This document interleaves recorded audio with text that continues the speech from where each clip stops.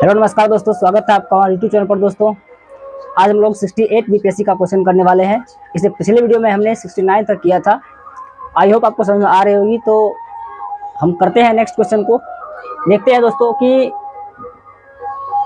इसमें 3 क्वेश्चन है। फिलहाल मैं आगे फिर करूँगा। आपको पता होना चाहिए कि बीपीएससी में प्रत्येक वर्ष 10 क्वेश्चन पूछ जाती है, और अब की बार ऐसा पाया जाता है कि अब की बार जो एग्जाम होने वाला है 70 बीपीएससी का, इसमें नेगेटिव मार्किंग भी है। 150 में 1/3 है शायद। तो अगर आपके 10 क्वेश्चन हूबहू सही हो जाते हैं मैथ के, तो लगभग आपके स्कोर अच्छी हो जाएगी। इसलिए मैंने छोटा सा प्रयास किया है क्वेश्चन को डील करने का। आई होप समझ में आएगी आप लोगों को। तो पहला क्वेश्चन आपका ये है, डायरी से देखिए ये क्या है। ये डायरी एक वर्ड लिखा हुआ है, और इसको अल्टरनेट करने पर, चेंज करने पर कितने वर्ड बनाए जा सकते हैं वो पूछ रहा है। जब भी आपको इस तरह का क्वेश्चन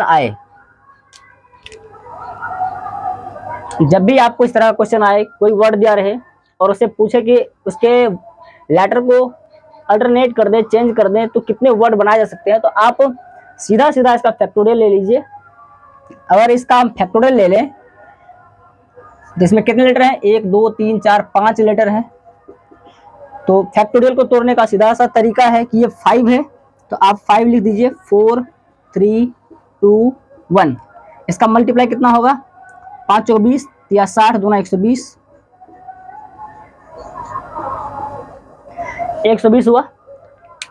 इसका मतलब है कि इस डायरी के वर्ड को अगर हम लेटर को चेंज करते रहें तो कुल मिला के 120 वर्ड हम बना सकते हैं। आपके ऑप्शन में देखेंगे, ऑप्शन में नहीं है तो इसका ऑप्शन हो जाएगा option number E, none of these.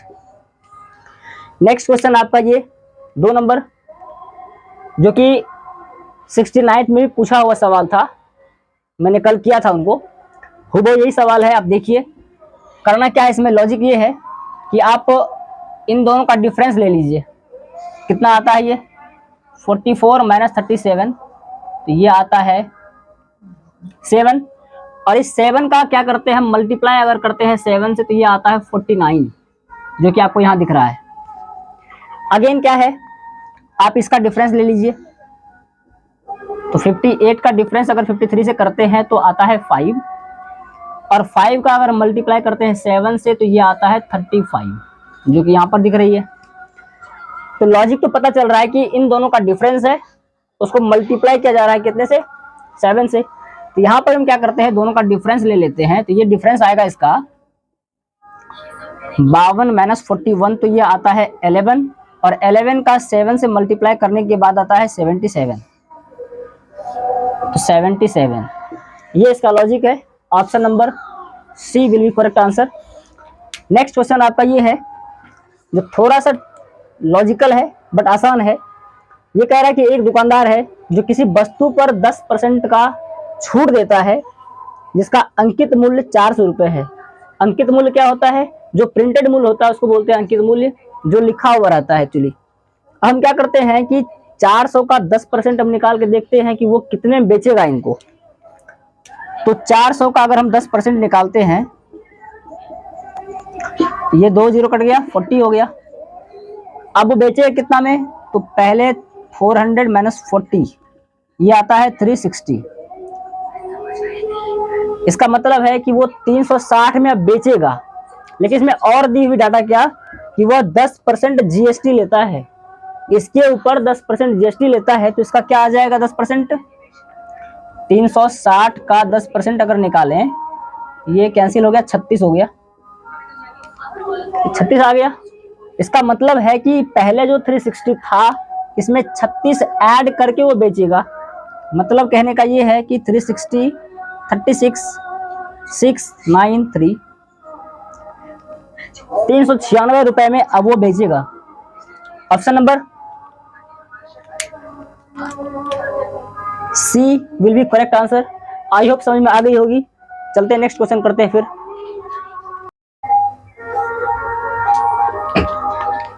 तो 4 नंबर क्वेश्चन है, इसको देखिए क्या है। कहने को तो बड़ी ही इजी क्वेश्चन है, तो मैं इसे 2 मेथड से बताने वाला हूँ। एक तो पहले शॉर्ट बताने वाला हूँ, फिर इसका लॉन्ग प्रोसेस क्या है वो देख लीजिए। पहले इसका लॉन्ग प्रोसेस में कर रहा हूं। यहाँ आयत का क्षेत्रफल दिया हुआ है तो लिखेंगे आयत का क्षेत्रफल 30, तो ये होता है L इंटू बी इक्वल 30। इसको मान लीजिए इक्वेशन फर्स्ट। अगेन इसकी परिमाप दे रखी है, आयत की परिमाप की अगर हम बात करें तो ये होता है 2 इंटू एल प्लस बी, जो कि दिया हुआ है 26 equal 2 into L plus B. यहाँ से ये कट गया 13 हो गया, ये एल प्लस बी हो गया 13। अब मैं क्या करता हूँ, यहाँ से एल का वैल्यू निकाल लेता हूँ, ये होगा एल इक्वल 13 माइनस बी, ये इक्वेशन 2 हो गया। अब इस एल के वैल्यू को हम क्या करते हैं, यहाँ पर पुट कर लेते हैं इक्वेशन फर्स्ट में। तो देखिए क्या करते हैं यहाँ पे,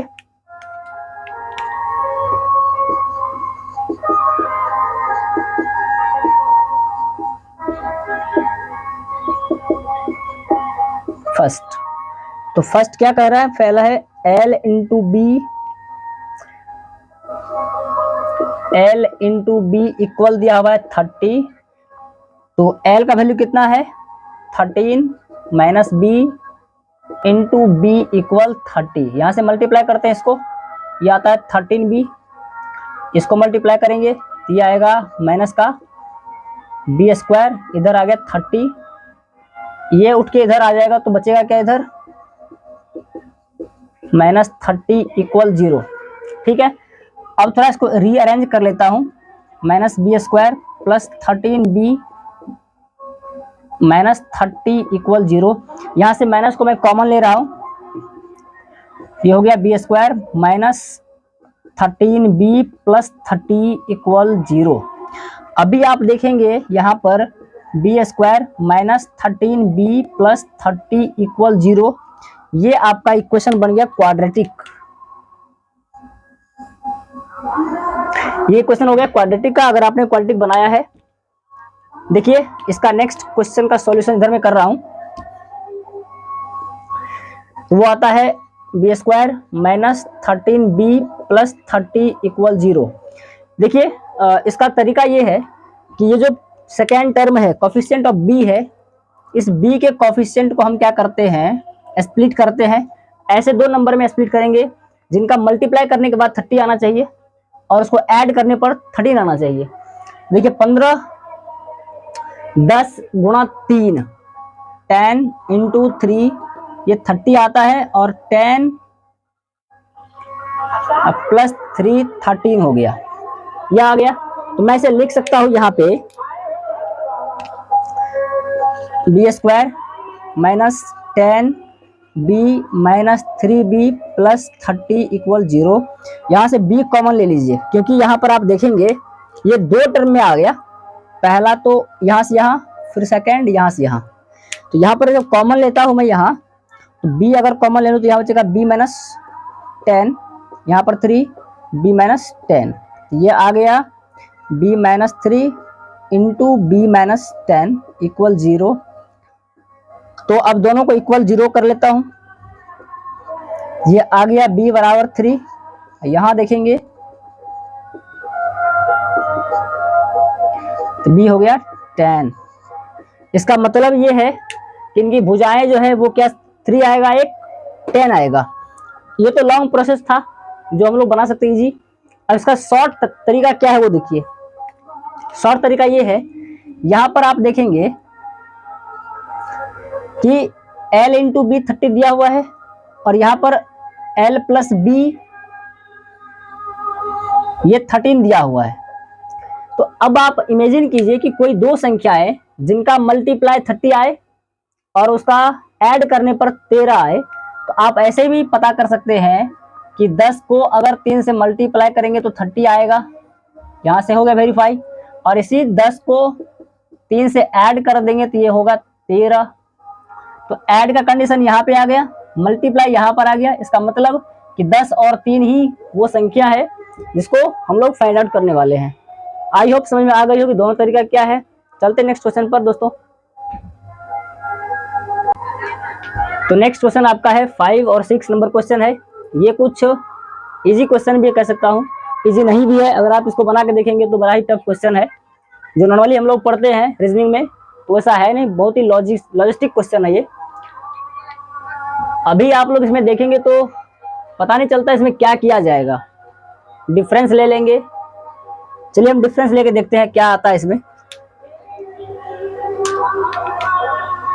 इन दोनों का डिफरेंस कितना आता है 5, इनका कितना आता है 12, इसका कितना आता है 30, इधर 50, 118, 62, 56, और इसका कितना आता है, ये आता है 248, 118, 130, इतना ही आता है फिलहाल। अब आप यहां पर देखेंगे, यहाँ 5 है, 12 है, 30 है, 56 है, 130 है। इसमें क्या लॉजिक लगने वाला है? 5 दूना 10, 2 12, 12 दूना 24, 36, 30 दूना 60, ये भी नहीं। लॉजिक नहीं लग रहा है, क्या करना है इसमें? तो देखिए ये क्वेश्चन जो ज़्यादा प्रैक्टिस में रहते हैं वही क्वेश्चन बना पाते हैं इनको। ऐसे ऐसे क्वेश्चन को जो नॉर्मली पढ़ते हैं हम लोग तो उसे नहीं बनने वाला है। देखिए इसमें क्या लॉजिक है बताता हूँ। लॉजिक ये है कि आप इनको देखिए, हम ऐसे लिख सकते हैं क्या, 2 का स्क्वायर प्लस 1 5 आएगा। इसको 3 का स्क्वायर प्लस 3 लिख सकते हैं क्या, 3 3 9 3 12। इसको 5 का स्क्वायर प्लस 5, 5 25, 5 30। इसको 2 3 5 7 7।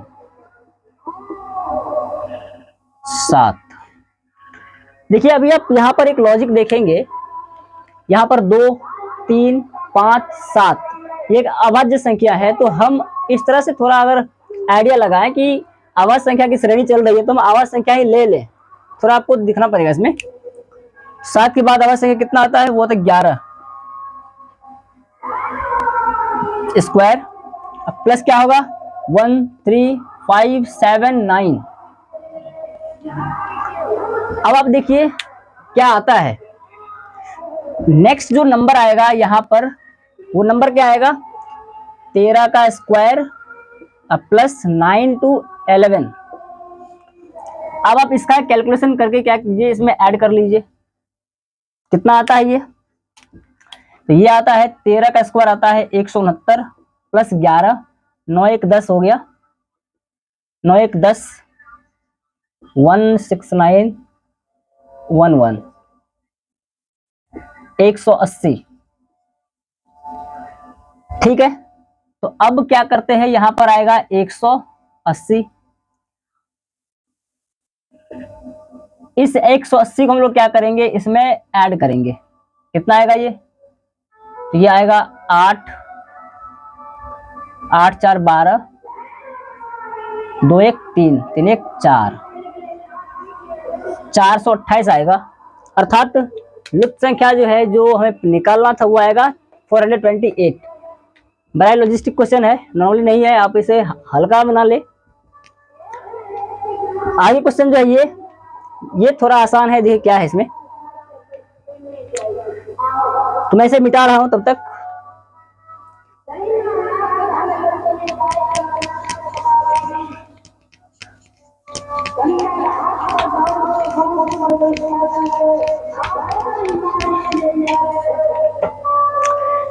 देखिए क्या लिखा हुआ, फास्टर यहां लिखा हुआ है, फास्टर है, इधर लिखा हुआ मॉन्क। अब देखिए कि फास्टर को किस प्रकार कोडिंग किया गया है। इसको कोडिंग किया गया है 22, एफ लिखा गया है। देखिए पहली बात ये देखिए कि जब भी इस तरह क्वेश्चन आता है तो इसका प्लेस वैल्यू जरूर ऐड कर दे इसमें। तो 6 एफ आता है 6, 1, 19, 20, 5, 18। अब इसको कोडिंग कैसे किया गया वो देखिए। पहला 22 है, ए को कोडिंग किया गया है 2 से, 19 का कोडिंग किया गया है 21 से, सॉरी 19 का कोडिंग किया गया है 9, 21 का किया गया है इससे 21, 21 इसका किया गया है 23 और 18 किया गया है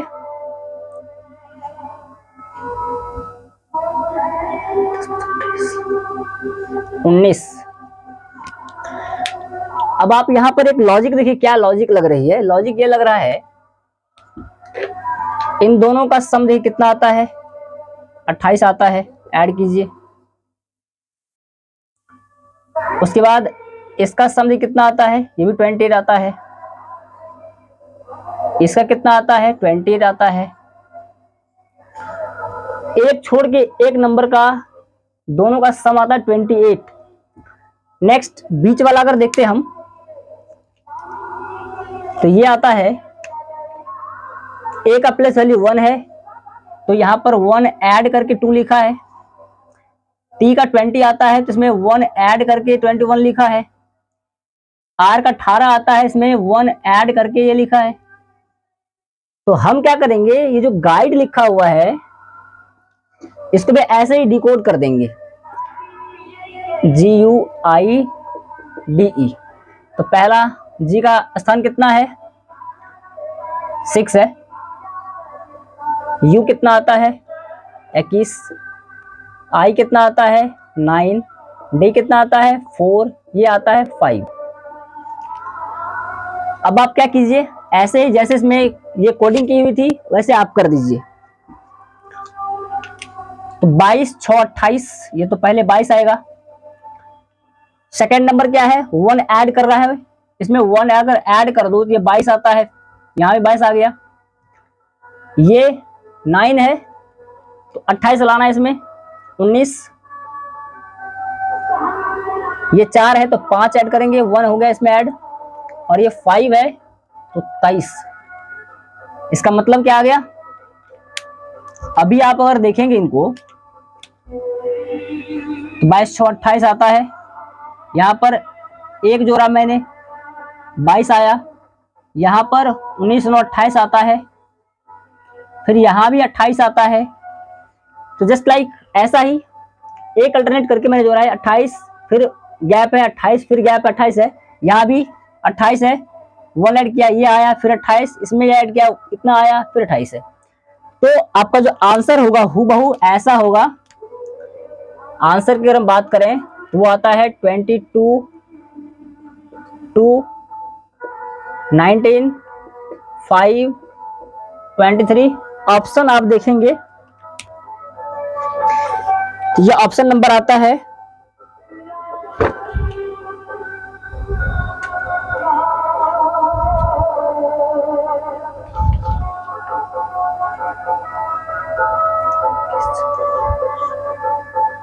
21, 22, 19, 5, 23।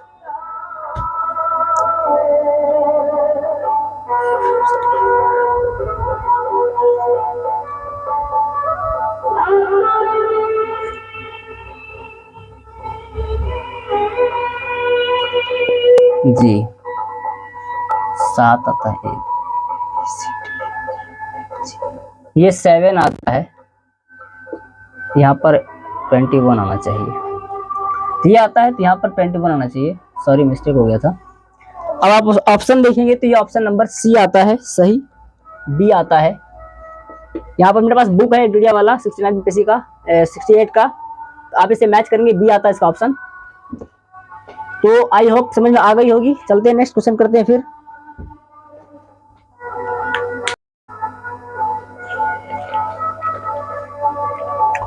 तो नेक्स्ट क्वेश्चन है आपका 7 नंबर। ये क्वेश्चन इजी है, बहुत ही इजी है। इसमें कह रहा है कि इसको अरेंज करना है, तो हम अरेंज कैसे करेंगे इसको देखिए। सबसे पहले अगर हम बात करते हैं तो राष्ट्रपति महोदय होता है, 2 नंबर। राष्ट्रपति के बाद उपराष्ट्रपति होता है, 1 नंबर। 2 1। उपराष्ट्रपति के बाद प्रधानमंत्री महोदय होते हैं, 4। और इसके बाद अध्यक्ष महोदय होते हैं, 3। और लास्ट में सांसद होता है जो कि 5 नंबर में आता है।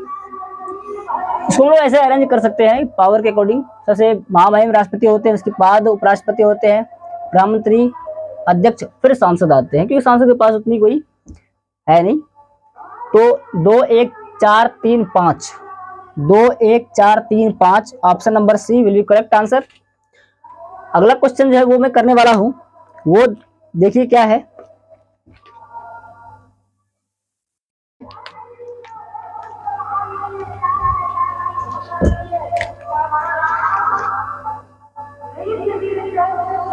आठवां क्वेश्चन है कि प्रत्येक वर्ग एक समचतुर्भुज होता है।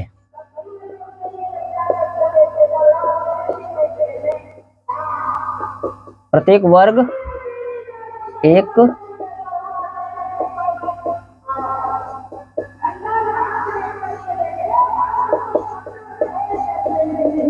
ठीक है, पहला। दूसरा, प्रत्येक वर्ग एक आयत होता है।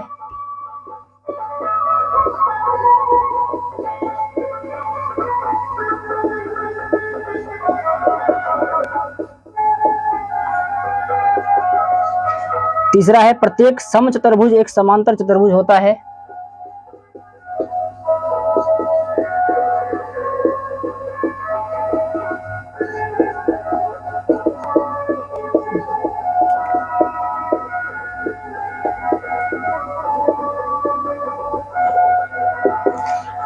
चौथा है उपयुक्त में से एक से अधिक, मोर देन वन।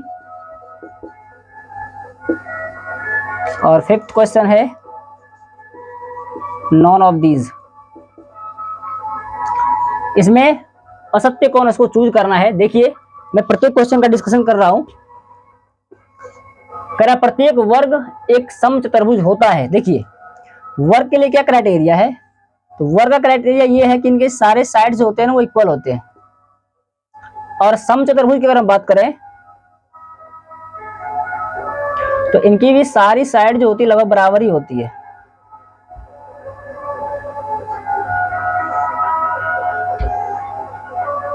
ऐसा होता है, ये सभी बराबर होते हैं।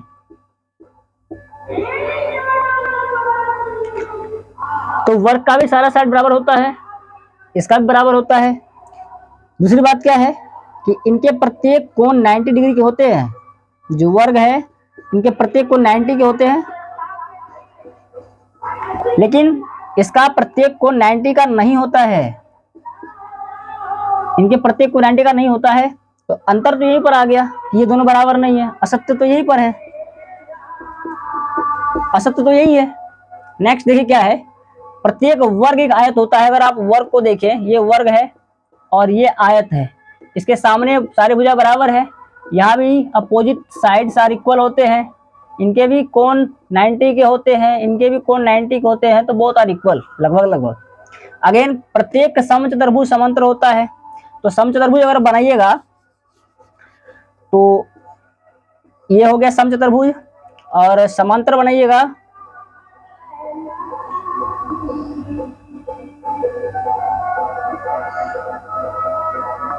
ये भी लगभग ठीक ही है। इनके भी ये साइड सॉरी ये एंगल बराबर, ये इसके बराबर, यहाँ भी ऐसा होता है, ये एंगल इसके बराबर, ऐसा अपोजिट होता है, यहाँ भी अपोजिट होता है, तो लगभग ये भी इक्वल होते हैं, बोथ आर इक्वल होते हैं। तो अगर हमें असत्य चुनना हो तो 1 नंबर ही है, क्योंकि प्रत्येक वर्ग समचतुर्भुज नहीं होता है, एंगल वहां पर डिफरेंस होता है। ठीक है, नेक्स्ट क्वेश्चन हम करते हैं। तो इसका 9th क्वेश्चन है, पढ़ देता हूं। कहते हैं रेशमा अपनी संपत्ति का 1/4 एक धर्मार्थ संगठन को दे देती है। तो रेशमा जो है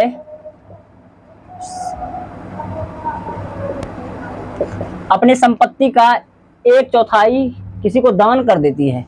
तो मान लीजिए कि इनके पास अभी x है संपत्ति, तो x संपत्ति का जब वो दान करेगी 1/4, जब वो दान करेगी तो x का 1/4 करेगी, इसका मतलब वो x/4 क्या करेगी, दान करेगी। ठीक है, तो अब जब इतना वो दान करती है तो बचेगा कितने इनके पास, शेष जो धन है इनके पास बचेगा x - x/4, 3x/4, ये बच गया। अब कह रहा है कि जो शेष इनके पास धन बचे हुए हैं इसको अपने 3 पुत्रों के या फैमिली मेंबर में बांट देता है, इक्वली बांटता है। तो मैं इसको देखिए ऐसे लिख सकता हूँ क्या, 3x/4 है तो इसको x/4, x/4, x/4 सबको इतना जाएगा। इसका मतलब ये है कि सबको प्रत्येक को कितना जा रहा है, 1/4 जा रहा है, 1/4 हिस्सा सबको जा रहा है। इसलिए इसका ऑप्शन जो है वो देखेंगे तो क्वेश्चन नंबर का ऑप्शन 1/4 है जो बी है। तो हम कह सकते हैं कि ऑप्शन जो है इनका आंसर बी हो जाएगा, 1/4। नेक्स्ट क्वेश्चन जो है आज का वो लास्ट है, बहुत ही टफ क्वेश्चन है, अगर आपने किया होगा तो पता चलेगा फिर।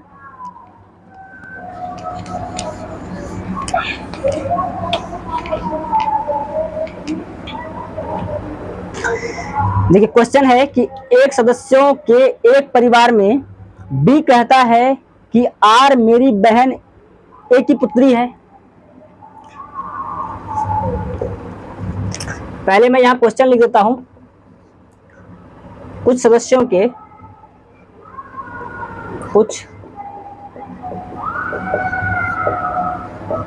सदस्यों के एक परिवार में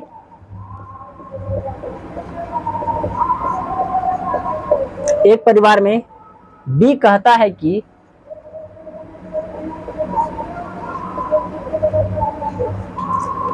आर मेरी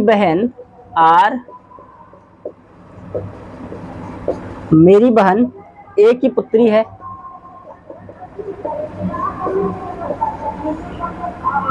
जो टी की इकलौती पुत्री है, जो टी की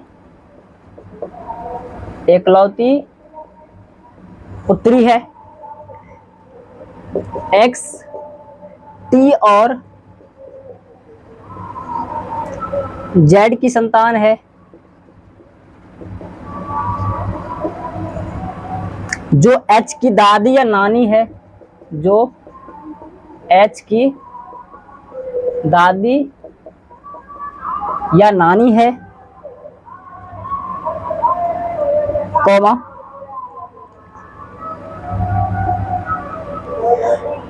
के एम की माँ है, के एम की माँ है, जो कि एच की एक लौती बहन है, जो कि एच की एक लौती बहन है। एक्स अविवाहित है,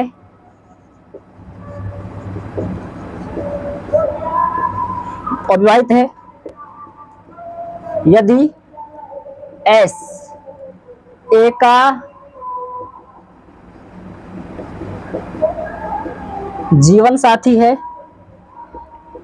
तो के का एस से किस प्रकार का संबंध है। ऑप्शन मैं यहां लिख रहा हूं, बहनोई,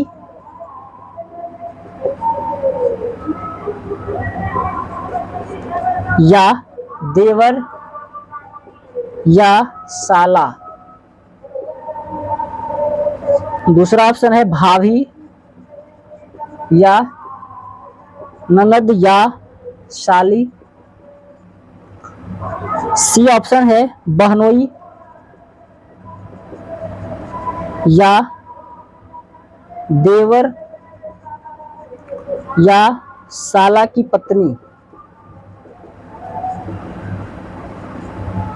और डी है मोर देन वन, एक से अधिक। और ई ऑप्शन है नॉन ऑफ दीज, इनमें से कोई नहीं।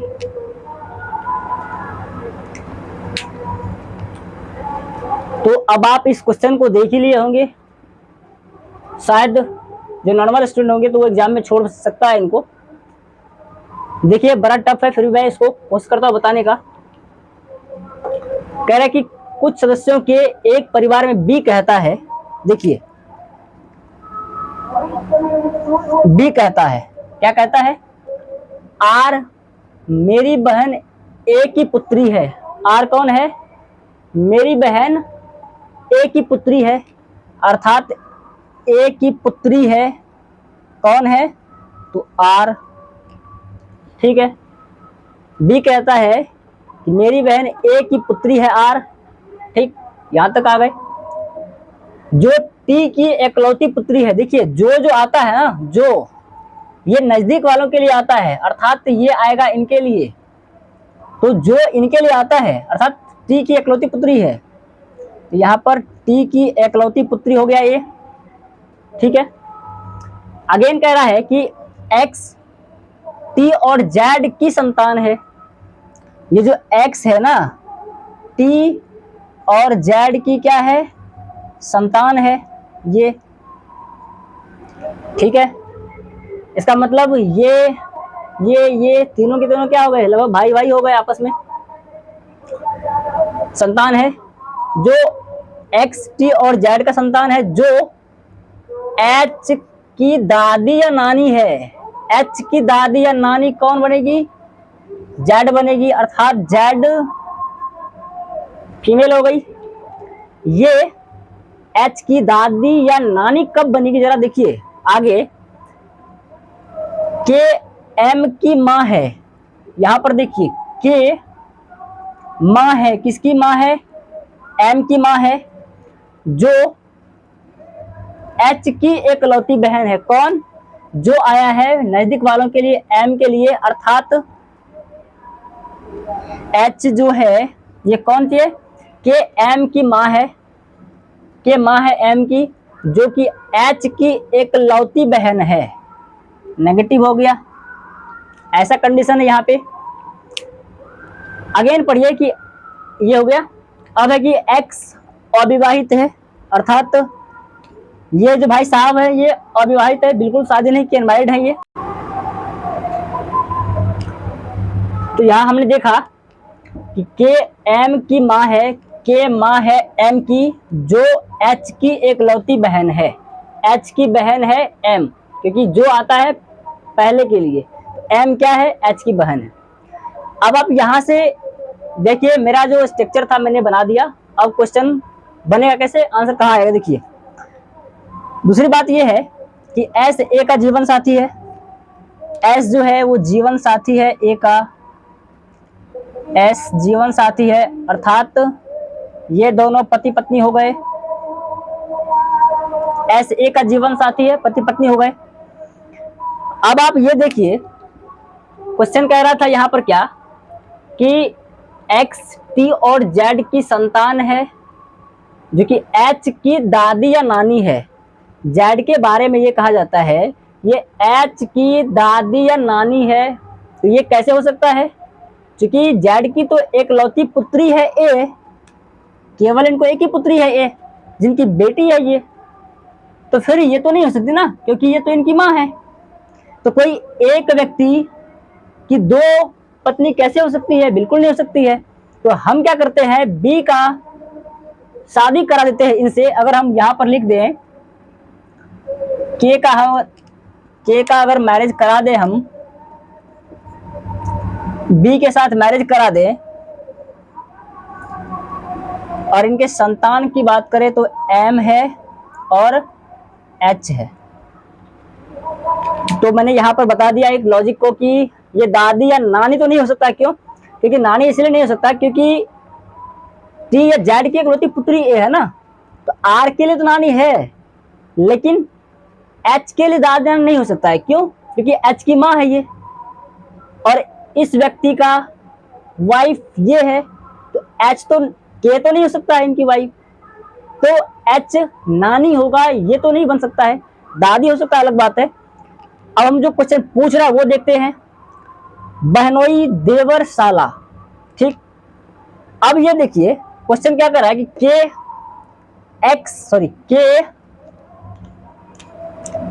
के का एस से किस प्रकार संबंध है।